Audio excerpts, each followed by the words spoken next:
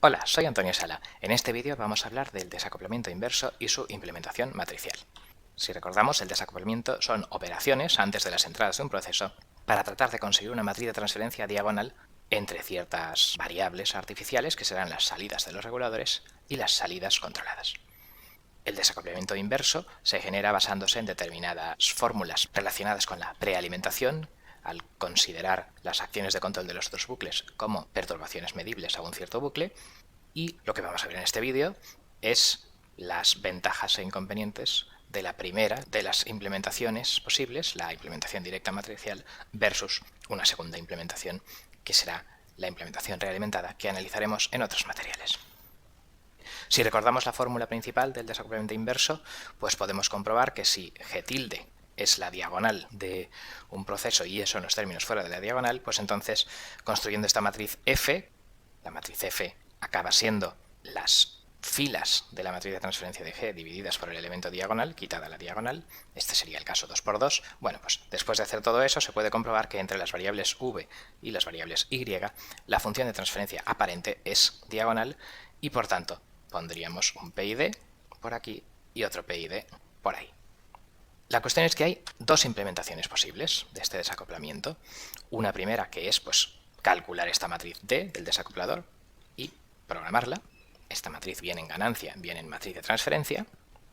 Y la otra, implementar directamente la expresión que resulta de aquí, que es multiplicar cada una de las entradas por ciertos bloques monovariables y sumárselos a las otras variables artificiales salidas de los reguladores. Y este sería el caso 2×2. Vamos a analizar aquí las ventajas e inconvenientes de esta primera implementación y en otros materiales analizaremos esta segunda implementación y haremos conclusiones comparándolas.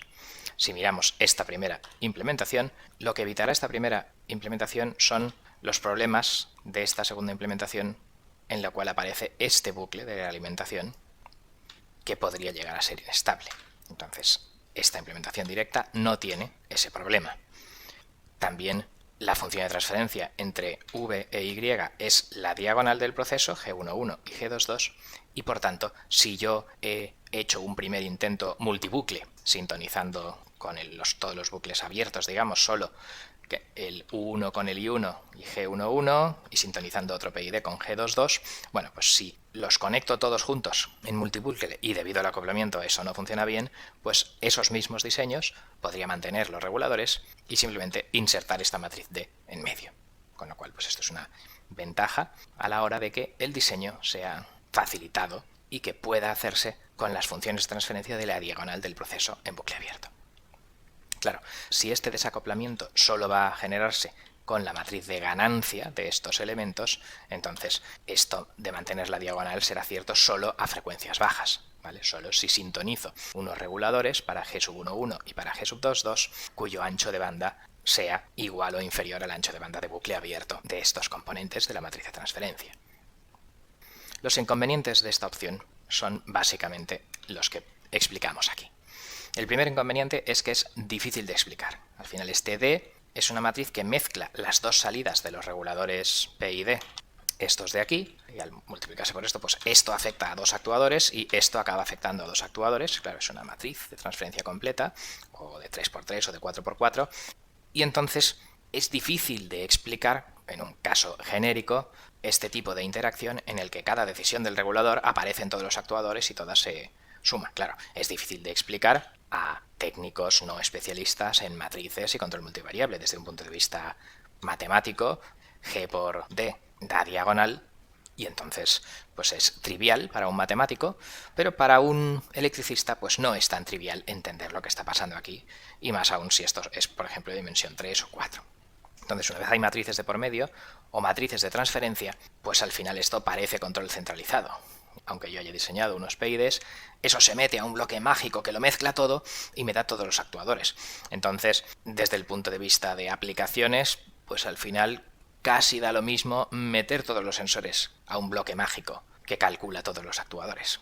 ¿De acuerdo? Por lo tanto, bueno, pues esto es difícil de explicar y además necesita, claro, algún software de control en tiempo real que implemente esta matriz o esta matriz de transferencia. La otra desventaja, aunque eso es común a todos los acoplamientos, es que, claro, que Si lo hago en matriz de transferencia, pues debo ir con cuidado de no cancelar pues, polos y ceros en la zona inestable, semiplano derecho en caso continuo o fuera del círculo de unidad en el caso discreto. Claro, si implemento solo la ganancia, pues esto no es un problema, pero a cambio pues tengo, claro, este problema de aquí, ¿no? Que solo está desacoplado si yo pretendo hacer movimientos de estas salidas con una rapidez similar a la del bucle abierto. La tercera desventaja es qué ocurre, por ejemplo, si este actuador satura, ¿vale? El tema de la saturación aquí con esta implementación directa es complicado. ¿Por qué?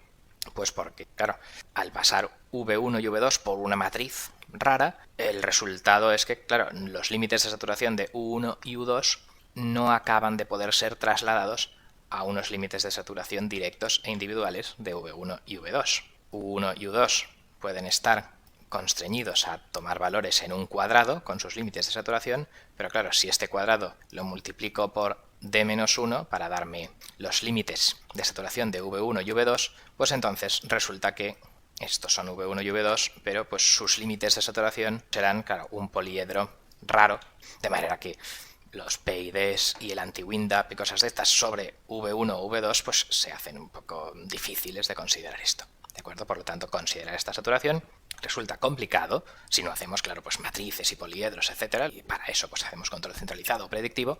Y por otra parte, claro, si no lo considero, pues entonces no sé qué límites poner a V1 y V2, porque aunque yo ponga estos límites en el cuadrado así de grande, pues claro, entonces estarían los actuadores saturando, y si yo pongo estos límites en este cuadrado así pequeño, me aseguraría que estos actuadores no saturarían, pero estaría utilizando menos de la mitad del área del cuadrado verde, con lo cual pues es difícil poner límites a V1 y V2.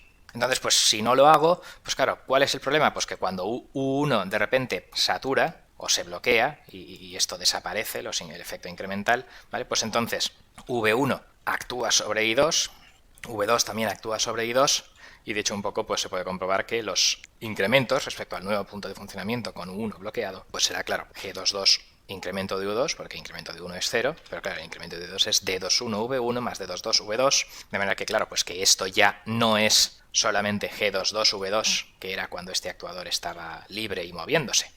Paso de G22V2 a G22 por esta cosa, y entonces puede hacer inestable o cambia la función de transferencia aparente, y es difícil, por tanto, el considerar bien los efectos de la saturación en este tipo de bucle con desacoplamiento. Y este es un poco el inconveniente compartido con todos los desacopladores, que son una pura matriz, ¿de acuerdo? Con lo cual, claro, la otra implementación tendrá ventajas en algunos de estos aspectos y desventajas en otros, ¿vale? Pero vamos a concluir lo que hemos visto aquí. El desacoplamiento en forma inversa forma una cierta matriz F a partir de cocientes de elementos de la función de transferencia e invertirla, de manera que esta matriz D se puede implementar directamente como una matriz de transferencia. La ventaja importante es que mantiene inalterada la diagonal del proceso, con lo cual si yo diseño unos PIDs para cada entrada con cada salida de la diagonal en bucle abierto, pues esa sintonía se conserva al conectar D, pero la desventaja es que, bueno, pues es una matriz o una matriz de transferencia complicada de entender, excepto, claro, si eres matemático o experto en matrices y control multivariable, ¿vale? Pero es complicada de entender y complicada de programar en un entorno descentralizado donde todo lo que queramos sean pues PIDs estándar. Aparte tenemos pues estos problemas que hemos visto con la saturación de los actuadores o los fallos, que los actuadores se quedan bloqueados, etcétera, donde cambian las funciones de transferencia aparentes y podría el bucle, por ejemplo, hacerse inestable cuando este actuador U1 saturara o se bloqueara o pasara a manual.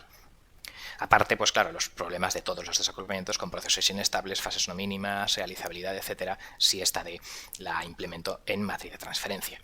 En definitiva, pues estos inconvenientes pues son los inconvenientes que tiene cualquier D tal que G por D sea diagonal. La única ventaja de conservar la diagonal original sería pues la sintonía de los PIDs con G1, G2, etcétera, pero aparte de eso, pues bueno, tenemos todas estas desventajas que algunas de ellas serán solventadas por la implementación realimentada que analizaremos en otros materiales, ¿de acuerdo? Bien, pues esto es todo. Con esto finaliza este vídeo. Muchas gracias por vuestra atención.